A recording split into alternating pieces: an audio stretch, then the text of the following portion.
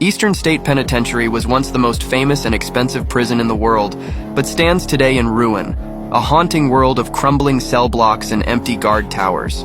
The Eastern State Penitentiary is a former American prison in Philadelphia, Pennsylvania, and was originally constructed as a radical departure from other prisons of its time.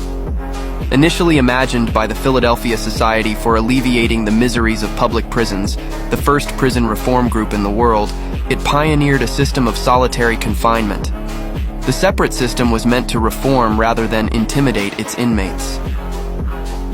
During its operational years as a prison, the penitentiary was home to several infamous inmates.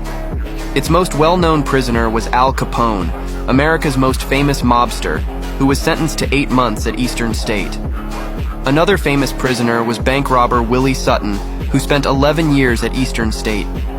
In 1945, he was one of 12 prisoners who escaped the prison via an underground tunnel that stretched for nearly 100 feet.